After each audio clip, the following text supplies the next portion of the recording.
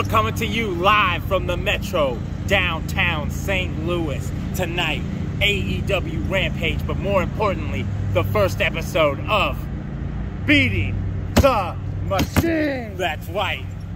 Let's just go over a couple of stats. First of all, Ring of Honor is dead. Dead. MLW making cuts. Impact Wrestling making cuts. Even WWE is now scared. Making cuts. 18 wrestlers just released yesterday. The Forbidden Door is actually a life raft for these companies, and if they don't take it, they just die. They just die. Look, Ring of Honor, they could have worked with us. How many millions are they in debt? 12 million. 12 million? I doubt we see anything in April. I doubt it. Anyways, there's a war going on right now. Like, if you thought that it was all fun and games, just look what's happening. The attrition started. They're laying off people. There's no more hoarding wrestlers. We're done with that. We're slimming down the roster. It's AEW versus WWE. Everybody else, I'm sorry, but it's time to fall in line. Yeah. So, Beating the Machine, we're here to bring you our hot takes, the hottest news, and everything AEW related. We've been pioneers. We've been here from day one. We were all in. We were all in before Flip. Absolutely. I have a sticker that proves it. Not only that, we were at the first All Out. We were at the first Dynamite in Kansas City. We're freaking pioneers here. The greatest AEW match of all time, Kenny Omega versus Pac. Iron Man. We were there. That's right. So, today we have a special episode live. As you can see from the St. Louis Arch, we're going to rampage it up. We had some other plans, but this is the best outcome for our fans and our subscribers and the Beating the Machine family. That's right, because we're going to be bringing you this kind of content anytime there's a pay-per-view, anytime there's a super card on TNT, or anytime we go to a live event. We might be in a parking lot. We might be under a bridge. We might be in a parking garage near you. That's right.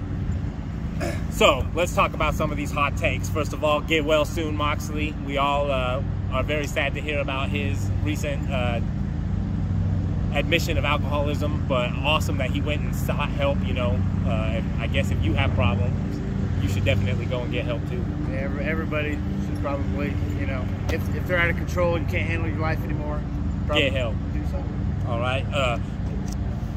What do you do with the replacement? How incredible. Oh my gosh. So we were at Wednesday's Dynamite, and there was supposed to be Moxley versus Orange Cassidy in the title eliminator tournament. Now, when all this happened and Moxley had to be removed from that, the floodgates just opened for me as far as what kind of wrestler that we could be seeing. I was thinking immediately, released Ring of Honor talent. Yeah. It would have been a good spot for a debut. They could have snuck it in for sure. But Tony doesn't take the easy way out, does he? No, absolutely not. Instead, he brings in one of his heavy hitters, completely changed his storyline because he's supposed to be doing this unredeemed storyline, but we get freaking Miro. And not only that, Miro was freaking pissed. Oh, man. The promo he cut, I don't know if you saw it when you were watching the show. I assume with all the production value that everyone did see that promo, but it was incredible. He looks like a madman. Like a freaking madman. And as soon as I saw him come on, I was like, there's no freaking way Orange Cassidy is beating Miro. But by that, there was pretty much what they were saying is there was no way Orange Cassidy was going to beat John Moxley. Yeah. But anyway, I was super happy with that replacement. Dynamite was freaking crazy. We got Kalisto, Botchamania, Mr. Botchamania himself. And boy, did he not disappoint. Him and Aerostar. Oh. Some of the craziest botches I've ever seen. Not only live, but ever in my life. Oh, man, that was awesome. To just see how they roll with it and make it work, even though it's ridiculous. Hey, Matthew, if you end up seeing this clip or anything, we're pretty excited that we're probably going to be in Botchamania. Yeah. Insane. Botchamania debut for Rada Peach Productions. So what were some of the other highlights for you from Dynamite? Are you kidding me? I have to say, when they got into the main event, incredible. It was a good finish. I really liked it.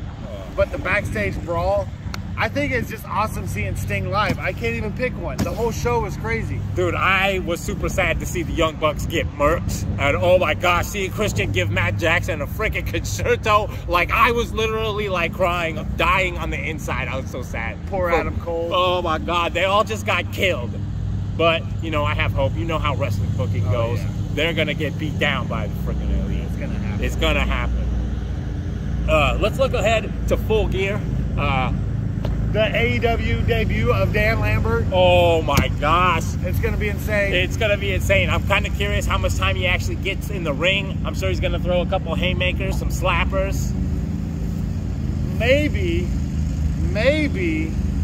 there's a little outside interference. I mean, you know, I'm pretty sure that what is his name? Jorge Masvidal, his like enforcer. Yeah, he's already been out once. Flying Tiger Knee Boy. He's got the spot. He's done the spot. It looks good. He killed Jericho. I'd expect to see him. I bet he shows up, or he like comes in at the last minute. We're joined now by our special guest, the Lawnmower Man. Yeah. Civil Services. Shout out Civil Services. Thank you for making this city beautiful again. Jeez Louise. Where would it be without you? Probably knee-high in grass. So, the war is going on. Casualties, it's apparent, and I feel like this is just the beginning. New Japan was trying to make a big push into American territory. I'm not sure how much farther they're going to get unless they go all in with AEW. I mean, they have to have Ospreay show up on Dynamite. I think that's their only play if they want to stay relevant. As far as Ring of Honor signings, who are your top 3 that you think will get picked up by AEW? Ring of Honor top 3 signings? Well, I feel like Danhausen's already been picked up. I feel like, yes. Worst time to break your ankle. God. Get Wellhausen, Soonhausen, geez Louise. But definitely he was on the Jericho cruise, like a personal invite from Jericho. So I'm pretty sure the door's going to open for him. The Briscoes are the only other things that I'm really popping on as far as a team. Weren't they they were at All In? No, they weren't at All In. I think they were not at All In. They were not. But I think they did an appearance at All Out. I feel like I've seen them bastards one of these times at one of the AEW events, but I can't place my finger on it. Maybe I'm making shit up. Don't quote it. But yes, so besides Danhausen, I think the Briscoes would be an awesome pickup because they are a ridiculous tag team. Go back and watch any of their matches from any Final Battle pay-per-view, and that will tell you. Legends in Japan as well. Yeah, they've been day one. Weren't they day? They're day oneers from Ring of Honor. They were there from the beginning until the end. Now they say Ring of Honor is not dead. Nice. It has to be dead. Yeah. I was skeptical until Fact Man over here told me $12 million debt. $12 million. You don't come back from that. There's nothing. And that was all because, bless their hearts, they paid the wrestlers to stay at home during the pandemic. If they were evil, then maybe they'd still be running. But who knows, man? Attendance was low at some of their shows. I had heard maybe just the independent scene is just dead now. Maybe AEW is the independent scene. I mean, there's JCW and there's a couple of other promotions that are doing okay, but they only do okay because they feed off of they've all come under the wings of AEW. Pretty much. Whole wrestling. And if you're not under AEW wings or the Machine's wings, oh, the damn machine, the sunlight will burn your body. Looking ahead to tonight's Rampage, 3 matches announced. We got the Bunny versus Red Velvet TBS title round. I'm gonna go ahead and take the Bunny there because she's day one as fuck. Yeah, they need a good heel in towards the finals because they've already got some really strong baby faces in there, except for Jamie Hayter, who we saw go over on Dynamite. But you know, we got Ruby Soho in there and stuff like that, so I felt like they need more heels for the baby faces to go over because that's the kind of way that they book. So I'm gonna take the Bunny. The Bunny, I mean, it seems like a no-brainer. Tony Khan seems to really be fair with his talent, and I think it's fair to give her that booking. So we have maybe a match, maybe a confrontation. I'm not exactly sure. We got CM Punk calling out Eddie Kingston on Dynamite. I feel like that has to be a match, right? I mean, is Eddie going to come out there with fire and flair? I mean, he just got beat up by Daniel Bryan real bad. Yeah, he's still going to get beat. Yeah. I don't know. I feel like it might just be some... CM Punk's first loss? Well, no, not his first loss, but I could see it not being a match and just being a promo fest. Oh, that would make me kind of sad, actually. They already kind of did that already. They're not cock-teasers. They'll clean it up. Okay. They'll clean it up. We'll have a match. Johnny Hungy versus Budge. Versus Budge, a.k.a. Adam Cole. The match I'm most looking... hard to call. It really is, because of the way that they've been booking the Elite right now. They're at the point in the storyline where they just be getting whooped on and all the bad things happen to them. They're already teasing Adam Cole kind of going his own way, but they'll tease that shit forever. I've noticed that. They're not scared to toy around for longer than maybe they should or something. Not saying that's what's going on here, but I wouldn't be surprised if they keep the Adam Cole storyline running for a few more months, at least until Adam Page ascends to the championship, and then we can kind of really put a spotlight on that whole story that happened a year or so ago. Yeah.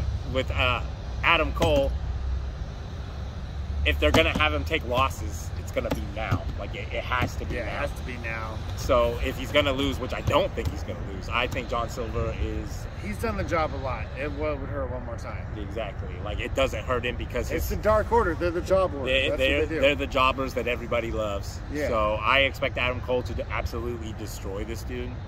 But if for some crazy freaking reason, Tony Khan's got funky hair up his ass and he's all like, let's have John Silver go over. I mean, I wouldn't be that surprised. Yeah. But Adam Cole for the win. So what do you want to see more than anything tonight at Rampage?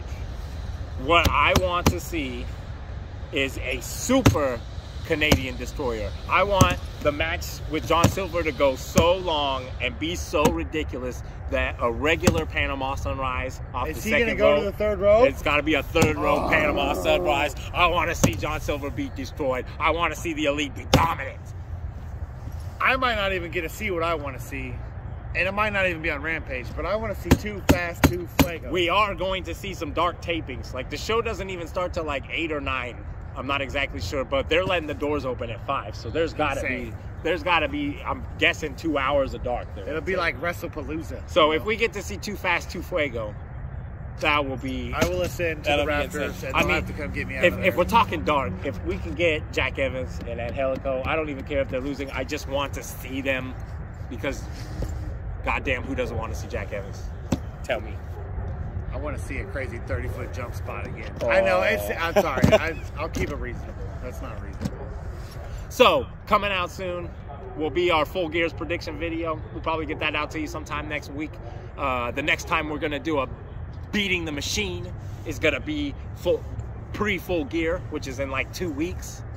9 days. 9 days. It's 8 days. Get out of here. It's 8 days. Get out of here. But yes, there will be another episode of Beating the Machine. This was kind of the trial run for us. Expect more facts when we're more prepared for this. Nah. Probably not. Well, not for me. I mean, you know, I half-ass it. This guy carries the weight around here. Expect more facts, some more insight, thoughts on what we saw at Rampage and our overall experiences here in the lovely city of St. Louis. Yeah. And again, we always appreciate all your subscribes. We see you guys out there. We're constantly growing. We love the support. Keep the comments coming. Keep the likes coming. Don't forget, if you haven't already, hit that subscribe. Catch the Metro. Oh my goodness. And we'll see you next time. I'm your boy Jimmy P. This is Izzit Dev. And remember to always beat the machine.